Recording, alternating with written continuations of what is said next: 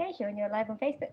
Great. I feel like I need like some sort of like opening titles, just living my Lorraine Kelly fancy. Hey, so I'm here in Bethnal Green, where we're rehearsing all that for the King's Head Theatre, which is so exciting. I'm actually out in some like foyer situation because they're just wrapping up from lunch, but I think they've just finished, so I'll take you back. I might get lost, but we'll see how we get on. So yeah, it's really exciting. We're opening next week. It is a play about, so basically there's two gay guys, Taylor and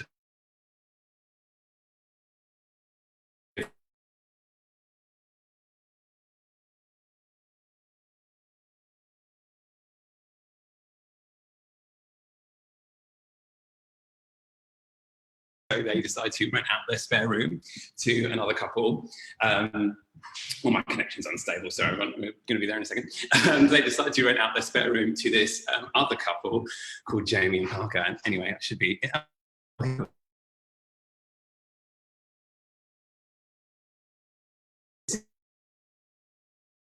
A very exciting morning of rehearsals. I'm so out of breath after walking up about 6 stairs.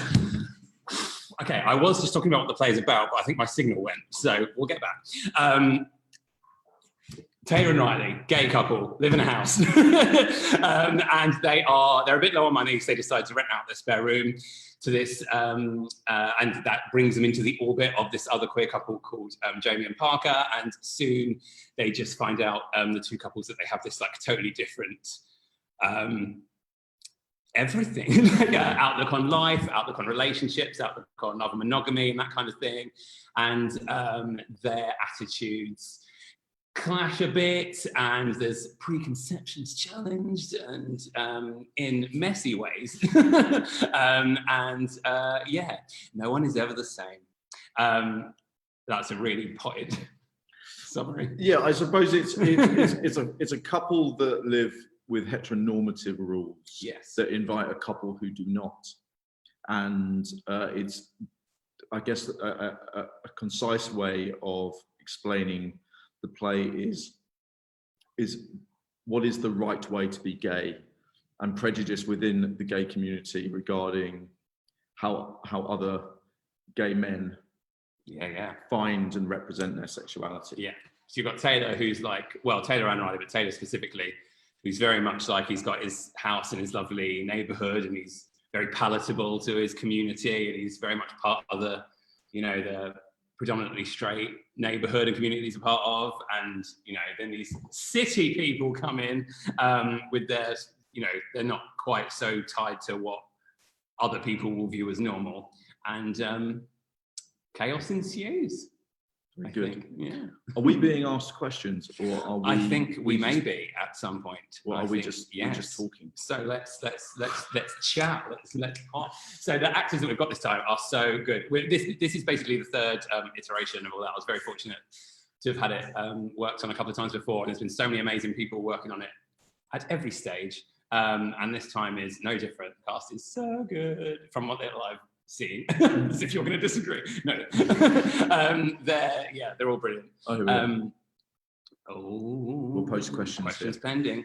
And how do you think the play has changed over those three different versions since when you did it first way back in Kentish Towns, then a few years ago, and then to now? Yeah, so we did it in all that started at Lion and Unicorn in 2017. It was just like a little week-long try and see thing. And then 2018, James very kindly took it on, and we did it for the queer season for King's Head then. And I think now, before it was much more, I feel like it's much more of an ensemble show now. I feel like before Taylor, who is our sort of, who's our character, who is sort of tied to these heteronormative norms. He was it was kind of his story and his story only before, really. Not that the other characters didn't have stuff to do, but it was mainly very definitely his story. Whereas I think now all four characters have shit going on. They've all got stuff to deal with, and they've all got a nice little arc. I think that's definitely from when we read, because, you know, obviously obviously with lockdown, everything was been on pause for a year. Yeah.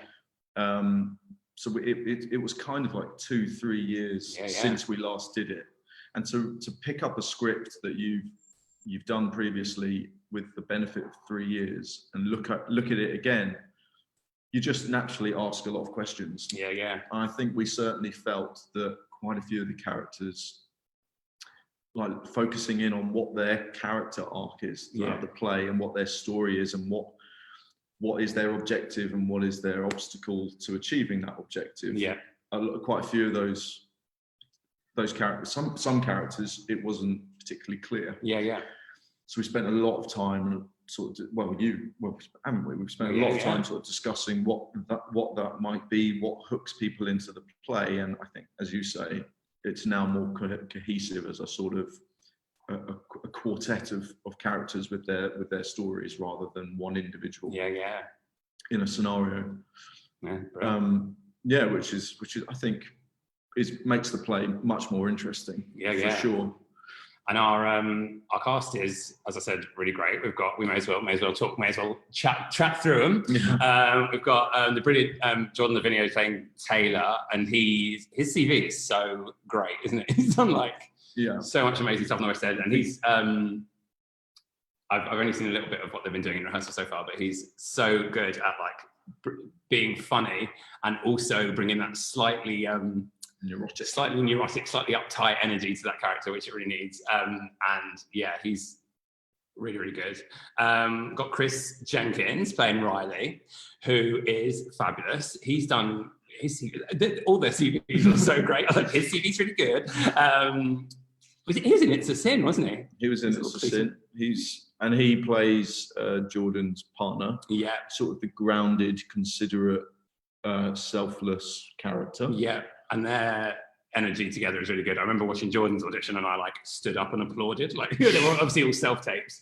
And I was just watching them alone in my in my flat and I was like, yes, that's it. And Chris's audition was it was like I'd never seen the scene before. I was like, what's going to happen next? And then when we got two of them together on that Zoom recall 2021, then we have Imran Adams playing Jamie, the one and only. The one and only Imran Adams, who I have written for before. Didn't meet him until last week, very briefly. But he, just because of the way the show works, but he was on Hollyoaks for a few years, who I've written for also for a few years. And so, yeah, I wrote for him a few times, and he's just flipping brilliant. He's just so great. And this is his first foray onto the stage, isn't it? It's his stage debut, which is very exciting. What an honour. For us. And we have Matt Greenwood playing Parker. And Parker's a character that we've really worked on and tried to sort of understand what their story is and what their backstory is quite important. And Parker is a person who has actually had quite a hard time because of their exploration of their sexuality and discovering their gender, and that's become an important part of their story and their play, of their arc. When I spoke to Matt, we spoke about gender in the room. So we have a non-binary character and a non-binary actor, and I wanted to discuss with the actors what the discovery of one's gender, how that informs the play. And it was lovely actually. Matt was sort of talking about their understanding of the play within that idea, and saying that I think what you've achieved, Shaun, is to address shifting cultural understandings and acceptance of gender, but you've not done it.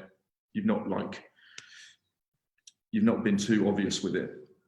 It's gentle, it's subtle, it's in the subtext of the play, which is really, really lovely. And I think Matt is really enjoying exploring that and understanding that through their character, which is really, really important.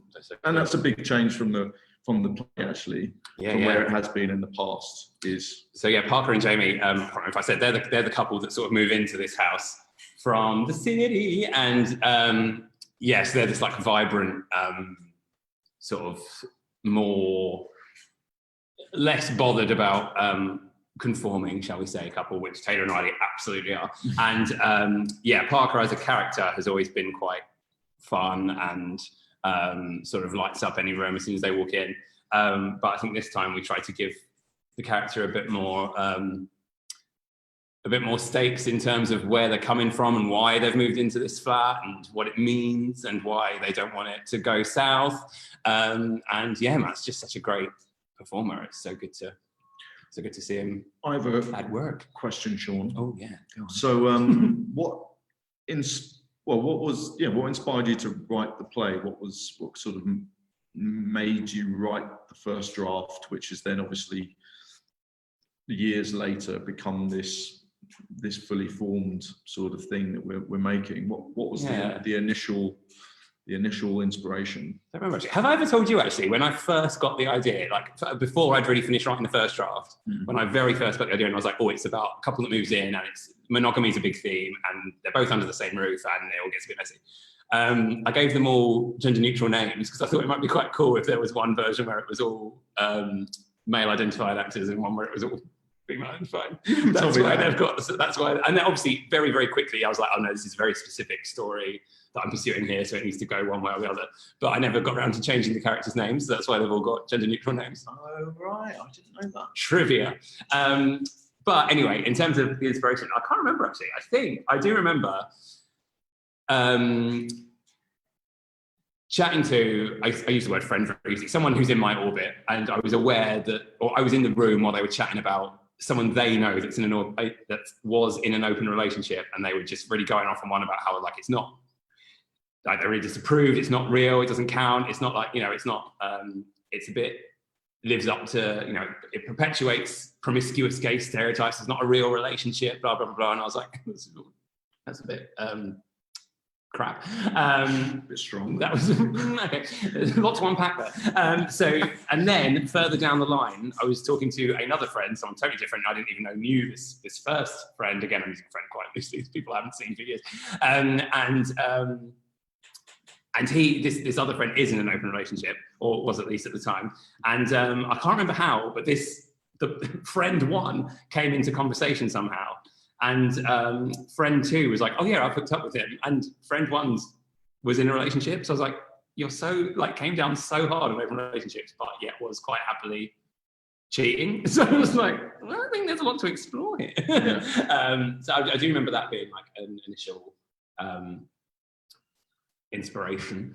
But no, I think just the idea of putting two completely different couples under one roof and like shaking the snow globe was it, really. Yeah, it was good.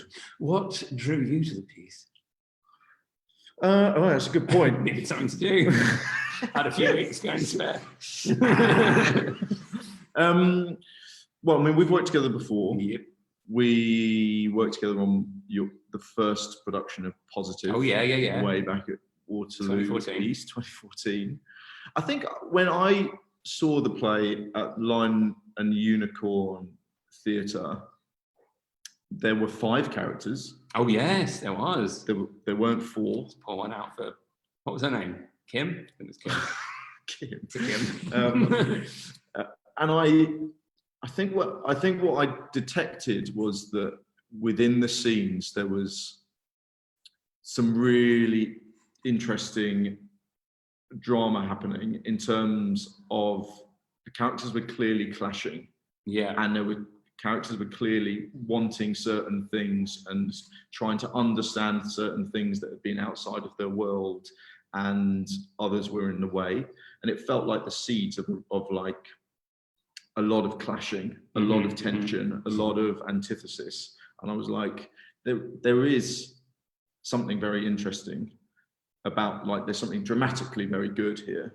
But also, I'd never, like, the idea, I actually had never really considered or interrogated what being in an open relationship meant. Yeah. And a lot of my early research was just trying to understand, for example, the difference between polyamory and open relationships, and understanding how they differ. And I just suddenly thought that actually I've never seen a play about this before.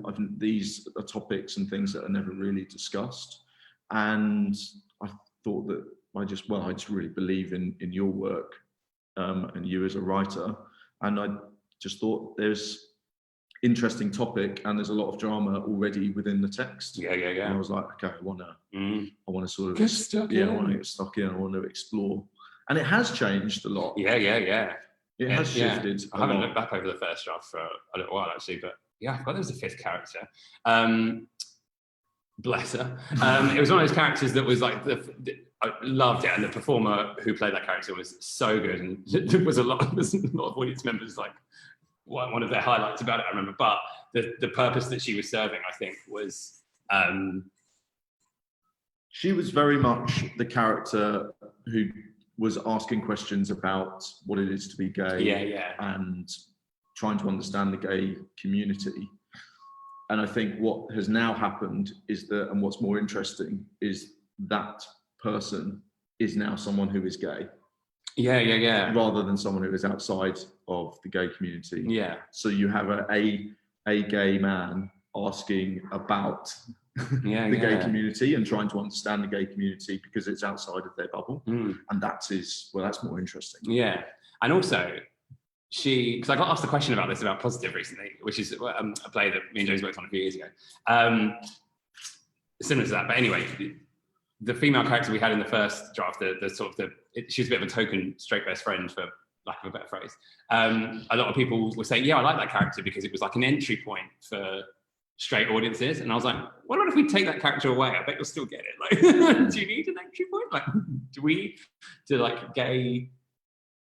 We don't know. In straight stories, gay audiences don't always get an entry. I don't know. Yeah, exactly.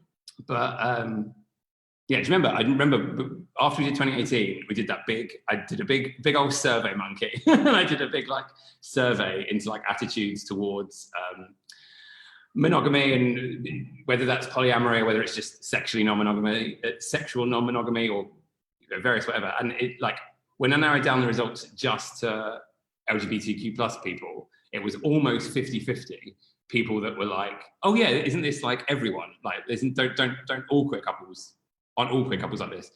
And the other 50% was like, I think people think it's all queer couples, but it's really not. It was like, I know hardly anyone. So it was almost exact, even within the queer community, which I think is what is at the heart of the play, is everyone's got a different idea of how common it is, how much, whether people in open relationships, how their relationships function.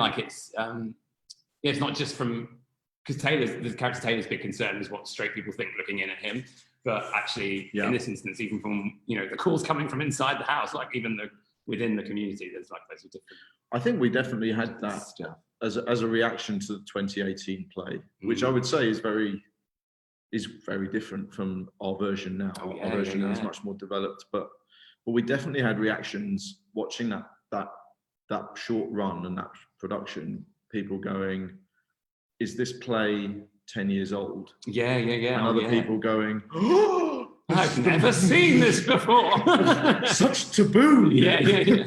Break that stigma. And I think that's really interesting. Yeah. And it's really interesting for audience to be in the room when you're sensing that other people are receiving the play in completely different ways. Which is good. How have you found rehearsing so far, specifically in these unprecedented times? Challenging. We are in a pingdemic, so to say. We've been affected by pingdemics, which is difficult. It's difficult when you have people within the production that can't be with you in person because of pinging. Theatre, not just director to actors. The whole thing about theatre is it's people-based, it's collaborative, and the industry struggles when you're forced to go digital and to connect with each other digitally. So that has been a challenge, one which we and a lot of been a huge amount of effort to try and resolve those things. I suppose working on the play this time round, I think because we rewrote everything, and we sort of found lots of really lovely ideas and new scenes, and I think we were finding where the notion of open relationships and how that affects different characters and like what the turns are and what people would view. The process has been very much about trying to find the heart of what those ideas are and just sort of zone in on them. Because I think between the two of us, we very much kind of went, what about this? What about that? So that's been quite an interesting process to go through that with the actors. And understanding the shifts and the changes and how people change so quickly, and people go, the characters change. People change. And they all change. We went to we were in the theatre the other day. Actually, we were in the theatre for a couple of days. I only called in on one day. I'm busy. No, I'm not. I was sick. Called in the theatre the other day. It's just so good to be back in that theatre, any theatre, but specifically this lovely theatre. Isn't it? It's just, and the actors as they walked in, they're like, "A theatre, they still exist." They're still here. So I was a trainee director at the King's Head, so I spent a long time there. And actually, this week was the first time I've stepped back inside that building for probably since we last did it. Like 2+ years, 2 or 3 years. So weird. It's kind of nearly brought a tear to my eye. It didn't. But no, it's something about stepping inside those places, because theatres are special places and very unique places where people share experiences. And stepping back in was really important. I have a question. Can you tell us anything about the design set? Artwork is so intriguing. Oh, the poster is so good. I got pinged before the photo shoot. I was like, God damn it. But actually, getting to see the poster just like with virgin eyes was so exciting. It's so good. Design and the design and the set. I will talk. I'll talk about it without trying to reveal too much, or for not talking. Our designer Delith Evans is.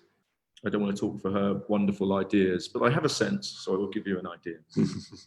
I think what we've tried to. The set is very clean. It's very clinical. It looks really sharp and beautiful.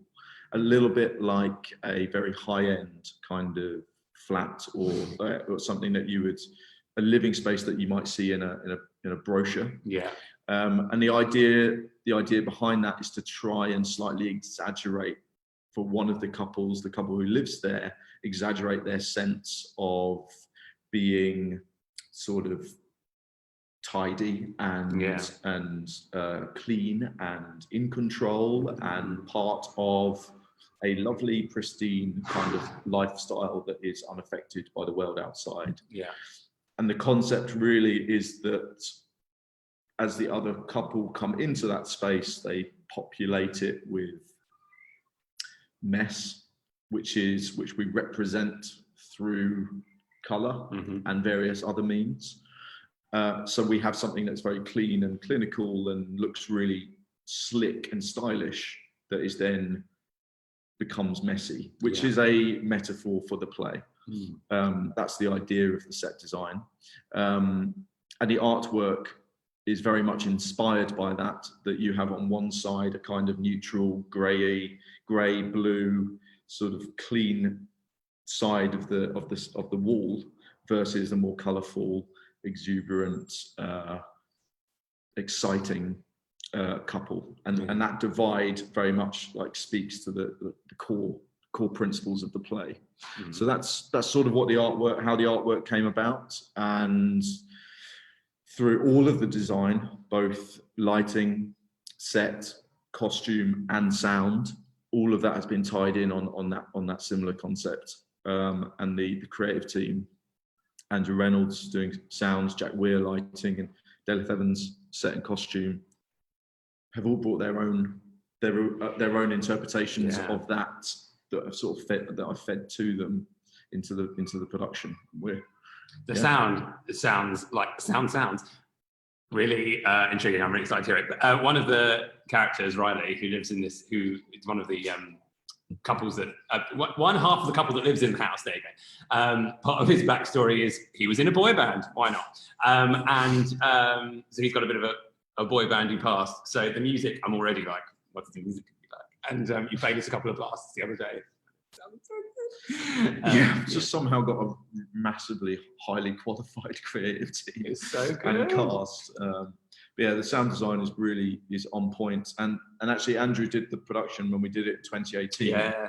And when we started those conversations, we were sort of like, we can kind of sort of develop some of the, just sort of reuse some of the stuff we had before. Mm. And within like a day, he was like, I'm writing new songs. He's got a boy band album. I'm doing it all again. So we've got a whole range of like very, very sophisticated sound design, which it's quite exciting. Yeah, and Del did 2018 as well, didn't she? Del. And Del.